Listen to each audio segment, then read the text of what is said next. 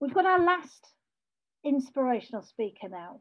And this is bringing us right back to London because last year, the London National Park City Foundation, the London National Park City were recruiting for rangers for across London. And Ben, where are you?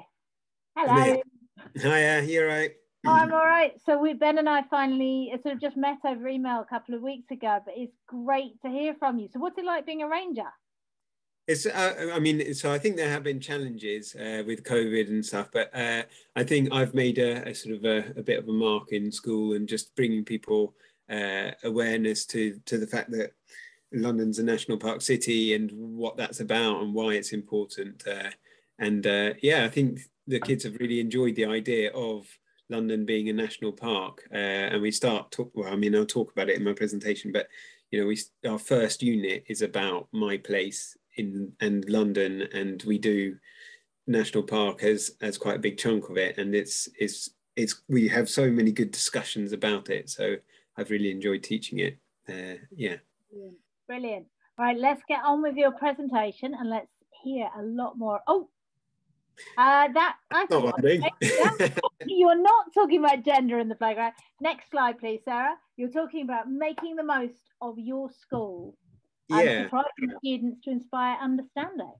Yeah, so I mean, because lots of people have sort of made links to what I was going to talk about, but there's loads of challenges for fieldwork and getting students out there, and I feel that this corridor is quite sort of symbolic of those challenges. So there's lots of steps involved, and sometimes it's quite a lonely place organising a field trip, and it's expensive, and all of those things, and it feels a bit dark and dingy, and like it's just quite challenging. And this is the route up that I take students to kind of try to sort of blow them away a little bit. So when we open that door, if you can go to the next slide, this is our view from school. And I feel that this symbolizes really what the benefits of of fieldwork are. So, it presents the real picture, and students get a far better understanding of, the places that they're studying, and it's exciting. And then there's other things that are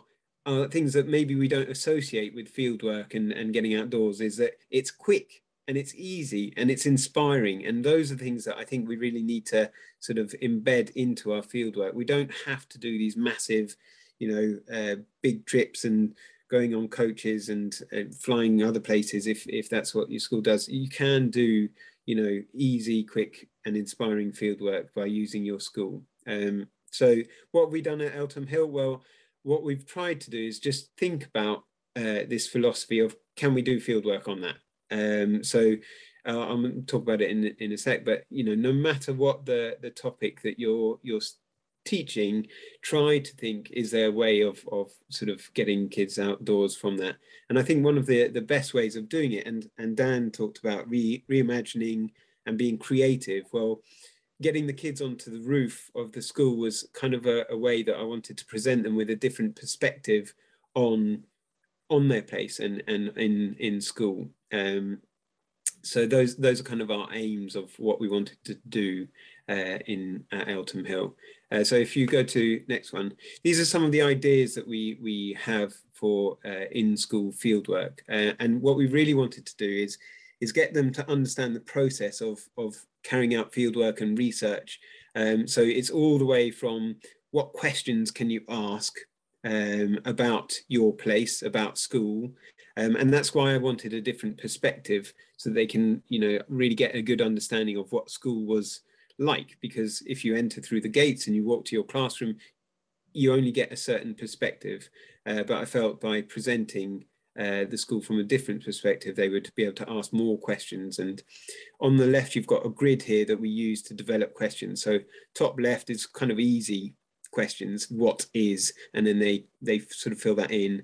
And then deeper questions are kind of the how might, and that's really getting them to think about consequences and in-depth thinking. So we want the whole process from start all the way through to finish. They present their results and so on about the school.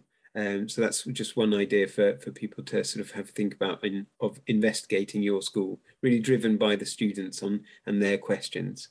So if you go to the next one, So these are some ideas for sort of geographical research. So I mentioned the fact that we do a unit on London and National Park City, and we took the students up onto the roof really so that they could see what London is like. And I know that having a roof that you can get onto is kind of a privilege, and we're very lucky to have access to it. But what I want people to try to think about is, can you think about alternatives, different ways of thinking about your school and different ideas? So we get the students onto the roof and we look at London, and that's where their questions really come out is, they want to know why things are in certain locations, or, they're amazed by how green London is. And, all of those things, I think it's kind of the perfect place. So we do our unit on National Park City. It also gives them a great idea of the structure of a city. So, you can see straight away that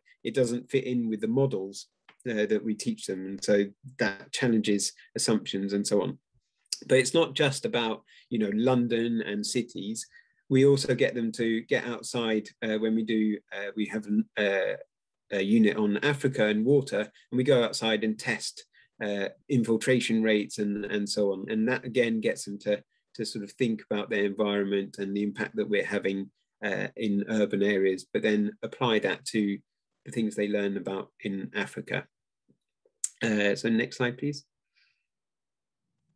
And we also have sort of broader, so we want, with year 12s, we get them to go for a walk around the area just to think about things from a different perspective. So not just from their own perspective, but, what would they think about the area if they were elderly, or, different perspectives and different ideas, which is quite a nice thing for them to get out and do. I think there's one more bit to that slide.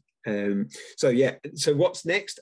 People mentioned this about, I think it was Lizzie who mentioned research your area. I've just found out that just down the road, within 15 minutes walk, there's actually a very famous case study of river management, which I haven't yet taken the kids to. So I would strongly recommend people to really get a good understanding of your own area and what are the things that you could to get into and find out about within the small local area that you could do. So that's Sutcliffe Park for you, and the River Quaggy, which I'm quite excited about visiting next year with year 9s. And then last slide, I think, this is the kind of last thoughts, and I think lots of people have kind of alluded to this. I've just finished reading this amazing book by Suzanne Simard, Finding the Mother Tree, and she talked about the fact that we have the power to shift course. It's our disconnectedness and lost understanding about the amazing capacities of nature that's driving our despair. By understanding their sentient qualities, our empathy and love of trees, or for me, it would be love of geography or outdoors, will naturally deepen and find innovative solutions. And that's what I think all of us are trying to create in the students, is an understanding of place and why we should care, because if they don't understand the local place, then they won't care about it. And that's kind of what we want, really. So yeah, I think that's about it from me.